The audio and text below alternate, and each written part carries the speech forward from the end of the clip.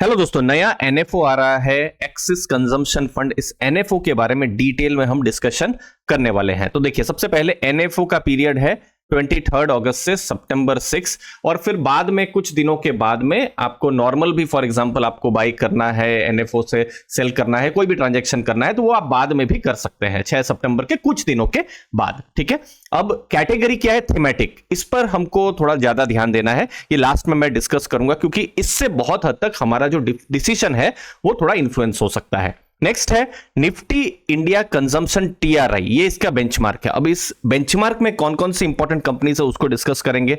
Fund manager पुराने हैं, axis mutual fund के साथ लंबे टाइम से जुड़े हुए हैं, मिस्टर हितेश दास और mister Shreyas Devalkar. Ideal investment horizon 5+ years है। देखिए, ये किसी भी एक डाइवर्सिफाइड फॉर एग्जांपल फंड हो, मे बी लार्ज कैप हो, लार्ज एंड मिड कैप या मल्टी कैप फंड हो, तो ऑब्वियसली किसी भी इक्विटी फंड में हमारा thought process minimum 3 years 5 years का रहना चाहिए।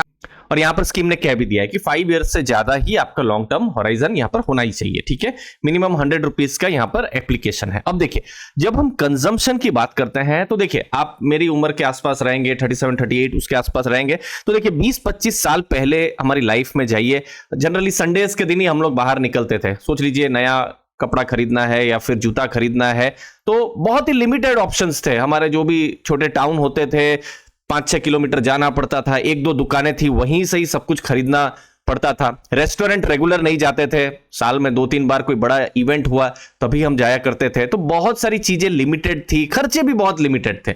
लेकिन अब बहुत बड़ा चेंज आया है, लोगों की इनकम बढ़ रही है। अब क्लोथिंग एक्सेसरीज के बहुत सारे यहां पर आपके पास ऑप्शन आ गए हैं। जस्ट मोबाइल में ऐप में सिलेक्ट करिए और आपके घर में सामान आ जा रहा है। इंस्टेंट 5 मिनट 10 मिनट में भी डिलीवरी आ जा रही है। अभी के अभी अगर मुझे सोच लीजिए चॉकलेट खाने की इच्छा है, 5 से 10 मिनट में मेरे घर में चॉकलेट आ जाएगी। तो कितनी सारी चीजें अभी आसान इजी हो गई है। तो अब बहुत ज्यादा ब्रांडेड यूजेज हम कर रहे हैं, ऑनलाइन हम लोग यूज कर रहे हैं, यूपीआई क्रेडिट कार्ड से ज्यादा पेमेंट कर रहे हैं। ट्रेडिशनल बिजनेस क्या था? सोच लीजिए किराने की दुकान थी, वही 15-20 साल पहले, 25 साल पहले, अभी भी है, ऐसा नहीं है कि अभी भी नहीं है। तो किराने की दुकान से अब देखिए छोटे छोटे कुछ हाइपर मार्ट जैसा या फिर कुछ बड़े चेन्स जैसे डी मार्ट है या फिर रिलायंस रिटेल, कितने सारे चेन्स भी आ गए हैं। और अब ब्लिंकिट या इंस्टामार्ट जैसा भी यहां पर आ गया है। तो कस्टमर्स के, कंज्यूमर्स के जो चॉइस भी है वो भी चेंज हो रहे हैं। पहले खाली घड़ी रहती थी, अब फिटनेस बैंड आ गए हैं। पहले सिर्फ हेडफोन्स रहते थे, अब ईयरबड्स आ गए हैं। तो ये बहुत सारा एक चेंज हुआ है पिछले 10-15 सालों में। तो देखिए, कंजम्पशन में एक जो स्ट्रक्चरल शिफ्ट हो रहा है, बहुत सारे कारण भी है। पहला तो है कि हमारे देश में जो इनकम है वो लेवल बढ़ रहा है, जो पर कैपिटल इनकम है। डेमोग्राफिक्स फेवरेबल है, बहुत यंग पॉपुलेशन है और वो इनकम कर रही है, ज्यादा इनकम कर रही है। अर्बनाइजेशन, गांव से शहर की तरफ लोग ज्यादा जा रहे हैं। प्रीमियमाइजेशन, अब सिंपल एक साबुन 10 रुपए का नहीं, उसमें कुछ एक्स्ट्रा होना चाहिए तो वो 30 रुपीज में ही बिक रहा है। नमक एक बहुत ही इंपॉर्टेंट चीज है, सिंपल नमक भी बिक रहा है, लेकिन 50 रुपीज का या 60 रुपीज जो भी प्राइस होगा उसका एक आयरन वाला नमक भी बिक रहा है। तो ये सब प्रीमियमाइजेशन भी हमको देखने को मिल रहा है। डिजिटलाइजेशन तो है ही और आसानी से हम लोग ट्रांजैक्शन भी कर पा रहे हैं। पहले छुट्टा का प्रॉब्लम हुआ करता था, 100 रुपए का अगर हमने नोट दिया है, सोच लीजिए 75 रुपए का टोटल है तो 25 रुपया छुट्टा ढूंढने में तकलीफ हो जाती थी। अब सब यूपीआई से कर लो, आसानी से चीजें हो जाती है। अब देखिए, लगेज जो है 77 मिलियन यहां पर सेल हुए हैं 2023 में, 2015 में 43 मिलियन था। वैसे ही एसी, क्रेडिट कार्ड, होटल में हम ज्यादा खर्चा कर रहे हैं। ज्वेलरी मार्केट डबल से ज्यादा हो गई है 2015 से 2023 में। वेडिंग अपैरल मार्केट यहां पर इंक्रीज हुई है। तो हम लोग खर्चा कर रहे हैं। तो जब हम खर्चा कर रहे हैं तो बाकी देशों की तुलना में, for example Germany, Japan, US, उनका जो ग्रोथ है उससे ज्यादा हमारा कंजम्पशन का ग्रोथ हो रहा है। तो अब इसको एज एन इन्वेस्टर कहां पर अपॉर्चुनिटी को कैप्चर किया जा सकता है? तो यहां जो कुछ सेक्टर्स हैं, जैसे एफएमसीजी आ गया, जहां पर चाय, कॉफी, खाने पीने की चीजें, जूस हो गया, साबुन हो गया, तो ये सब चीजें एफएमसीजी में आ गई। ऑटोमोबाइल्स आ गया, जहां पर 2 व्हीलर 4 व्हीलर, फिर कंज्यूमर सर्विसेज, अब ई कॉमर्स की बहुत सारी कंपनियां, फिर होटल, रिजॉर्ट्स, ये सब, फिर ड्यूरेबल्स जैसे वॉशिंग मशीन हुआ, एसी हुआ या फिर ज्वेलरी हुआ, टेलीकॉम, हेल्थ केयर, फिर पावर, रियल्टी, तो ये सब चीजें यहां पर आ जा रही है। तो जब हम एज एन इन्वेस्टमेंट की बात कर रहे हैं तो जो कंजम्पशन इंडेक्स है और निफ्टी 500 इंडेक्स है, तो टोटल पिछले 17 सालों में 11 साल में निफ्टी 500 से अच्छा रिटर्न किसने दिया है? कंजम्पशन के इंडेक्स ने दिया था। ठीक है, अब 2023 दिसंबर की बात करेंगे तो निफ्टी 500 का 25.8% रिटर्न है। इसका 26.8%। और इस इंडेक्स में एक इंटरेस्टिंग चीज क्या हो रही है कि जब मार्केट नीचे की तरफ हो, मतलब बियर मार्केट हो, तो जो ड्रॉडाउन है वो भी कम रहता है, क्योंकि मोस्टली यहां पर साइक्लिकल कंपनीज नहीं रहेंगी, यहां पर मोस्टली स्टेबल कंपनीज, ऐसी कंपनियां जिनका प्रोडक्ट हम ऑलमोस्ट रोज यूज करते हैं वो रहते हैं। तो हो सकता है रिसेशन जैसी स्थिति हो, लेकिन हम यूजेज तो करेंगे, खाना पीना तो हम छोड़ नहीं देंगे, ठीक है। तो इसीलिए आप देखेंगे 2009 में भी जितना निफ्टी गिरा था 500 वाला इंडेक्स, उससे कम गिरा है कंजम्पशन इंडेक्स, या 2020 में भी आप देखेंगे ये इंडेक्स कम गिरा है। तो रिटर्न भी अच्छा है और ड्रॉडाउन भी इस इंडेक्स का थोड़ा सा कम है। अगर आप लेटेस्ट में अगर आप डेटा देखेंगे तो ईपीएस ग्रोथ, मतलब अर्निंग पर शेयर ग्रोथ जो है 21% है। किसका? कंजम्पशन रिलेटेड जो थीम वाली जो कंपनियां हैं। निफ्टी 500 का 20%, मतलब आसपास ही आप मान सकते हैं। रिटर्न ऑन इक्विटी 19% और निफ्टी 500 का 15%। तो अर्निंग ग्रोथ, आरओई भी यहां पर मजबूत है। लेकिन चूंकि ये कंजम्पशन थीम है, चीजें आपको सस्ती भी नहीं मिलेंगी। जैसे निफ्टी 500 का पी रेशियो क्या होता है? ₹1 की अगर अर्निंग होती है, मतलब ₹1 का अगर प्रॉफिट होता है, तो मार्केट कितना टाइम्स एक्स्ट्रा वैल्यूएशन दे रही है। तो निफ्टी 500 की कंपनीज को 26 टाइम्स पी रेशियो है और यहां पर पी रेशियो 48 है। मतलब कंपनियां ग्रो कर रही है, नो डाउट, यहां पर स्टेबल कंपनीज है, नो डाउट, लेकिन आपको सस्ते में भी नहीं मिलेंगी। अब ये बिल्कुल लेटेस्ट डेटा है, अगस्त एंड का लेटेस्ट डेटा है। आप देखिए फंडामेंटल्स में पी रेशियो कितना है? 52.87। ये बिल्कुल लेटेस्ट डेटा है, ठीक है।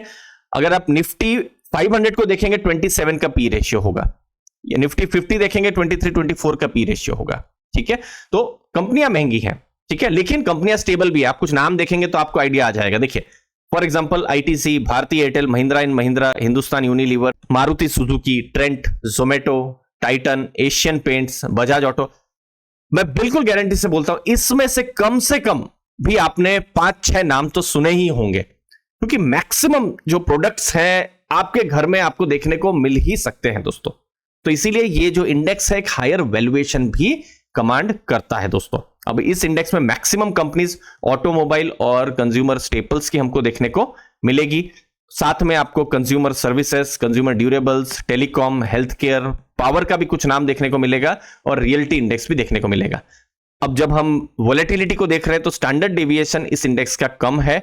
बीटा आप देखेंगे थोड़ा सा डिफरेंट है, दैट मींस निफ्टी 100 या निफ्टी 500 से जो इसका रिटर्न है थोड़ा सा डिफरेंट यहां पर हो सकता है। कोरिलेशन का भी डेटा वही बोल रहा है। अब हम आते हैं एक्सिस कंजम्पशन फंड के बारे में। तो देखिए सबसे पहले तो एक्टिव मैनेजमेंट होगा, मतलब अभी तो जो निफ्टी कंजम्पशन इंडेक्स की हम बात कर रहे थे तो इंडेक्स है, लेकिन यहां पर फंड मैनेजर अपनी तरीके से वो पोर्टफोलियो बनाएंगे और जो थीम्स जो है कंजम्पशन थीम पर कौन से सेक्टर्स से वो लोग मैक्सिमम जो कंपनियां लेंगे, जैसे एफएमसीजी, ऑटो, ड्यूरेबल्स या फिर consumer services, health care, power, telecom, realty, इन सब सेक्टर से वो लोग कंपनियां लेंगे। अपनी एक फिलोसॉफी, थॉट प्रोसेस के हिसाब से वो पोर्टफोलियो यहां पर बनाने का कोशिश करेंगे और क्वालिटी पर फोकस करेंगे और bottom up approach. Bottom up approach का मतलब क्या है कि कंपनी को स्टडी करेंगे, उसके बाद में फिर वो सेक्टर्स को देखेंगे या फिर जो मैक्रोज है उनको वो देखेंगे। तो अब देखिए लास्ट में सबसे इंपॉर्टेंट ये थीमेटिक फंड है, ठीक है। अब थीमेटिक फंड में थोड़ा कॉन्सेंट्रेशन रिस्क का पार्ट हो ही जाता है। पिछले कुछ महीनों में जैसे थीमेटिक फंड, जैसे कुछ मैन्युफैक्चरिंग फंड्स आए हैं, वो मैन्युफैक्चरिंग थीम के फंड्स हैं। सिमिलरली ये कंजम्पशन थीम का फंड है। तो इसमें कुछ सेक्टर्स हैं लेकिन कुछ सेक्टर्स नहीं भी हैं, जैसे IT, banks, oil and gas, utilities, metals, industrials या इंफ्रा के नाम, तो वो सब एक्सक्लूडेड रहेंगे। अब देखिए मार्केट में डाइवर्सिफाइड जब निफ्टी 500 का इंडेक्स देखेंगे तो आपको ऑलमोस्ट सभी सेक्टर का एक्सपोजर थोड़ा थोड़ा मिल जाता है। यहां पर कुछ सेक्टर का एक्सपोजर मिलेगा, कुछ का नहीं मिलेगा। तो इसीलिए थॉट प्रोसेस लॉन्ग टर्म रहना ही चाहिए। और यहां पर जो इंपॉर्टेंट स्किल जो रहने वाली है वो है फंड मैनेजर्स की, वो किस तरीके से पोर्टफोलियो बनाते हैं, पोर्टफोलियो एलोकेशन करते हैं। अब पोर्टफोलियो का जो बेसिक आइडिया तो हमको यहां से थोड़ा मिल गया, लेकिन ये तो इंडेक्स है। अब पोर्टफोलियो वो किस तरीके से बना रहे हैं फंड मैनेजर, वो हमको नहीं पता है। वो डेटा कब आएगा? अगले 1-2 महीना में आएगा। तो कुछ सेक्टर्स यहां पर नहीं है, वो आपको ध्यान में रखना है। अब एज एन इन्वेस्टर आप कैसे अप्रोच कर सकते हैं? तो ये चूंकि थीमेटिक फंड है तो आप इसको सैटेलाइट पार्ट ऑफ पोर्टफोलियो रख सकते हैं। देखिए पोर्टफोलियो के जनरली 2 पार्ट होने चाहिए, एक है कोर पार्ट और एक होता है सैटेलाइट पार्ट। कोर पार्ट में जो आपके मेन गोल्स हैं उसके साथ आप लिंक कर सकते हैं, जैसे रिटायरमेंट हुआ, SWP हुआ, या फिर 10-15 साल के बाद बच्चों की पढ़ाई। तो ये सब गोल्स के साथ जो कोर फंड्स हैं, कोर फंड्स में मे बी लार्ज कैप हो सकता है, या मल्टी कैप हो सकता है, या mid cap, small cap etcetera हो सकते हैं। ठीक है।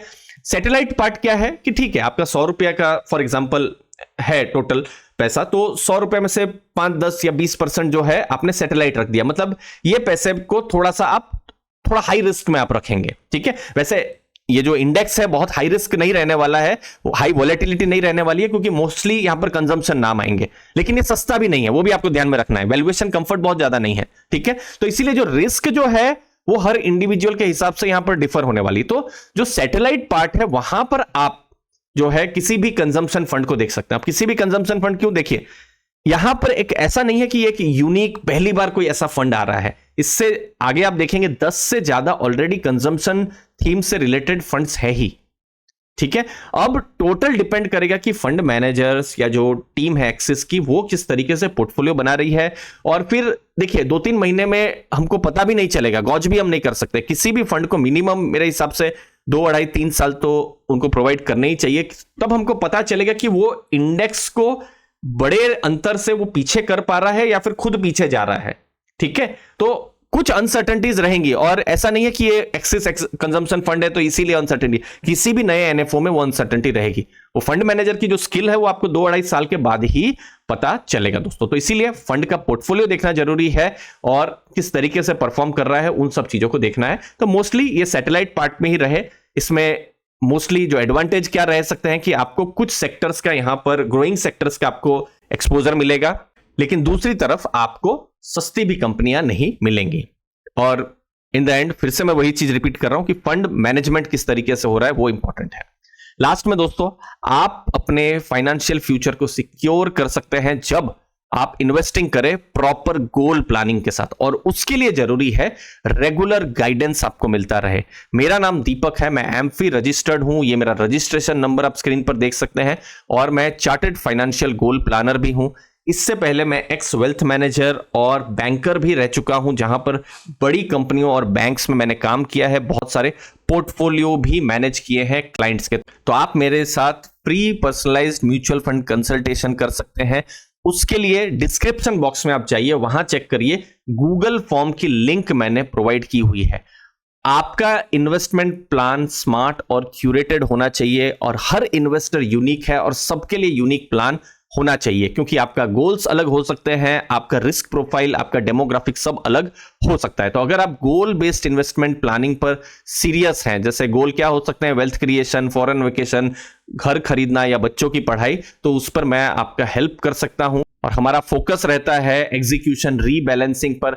इनफैक्ट हम क्लाइंट्स का रेगुलर पोर्टफोलियो रिव्यू भी करते हैं, और रीबैलेंसिंग का सपोर्ट, एसेट एलोकेशन और बहुत सारे इन्वेस्टर प्रोग्राम में आपका एक्सेस रहता है। आप चाहें तो free online mutual fund account भी ओपन कर सकते हैं, लिंक मैंने उसकी भी डिस्क्रिप्शन बॉक्स में दी हुई है। दोस्तों, आपके कीमती समय के लिए बहुत बहुत धन्यवाद। थैंक यू दोस्तों।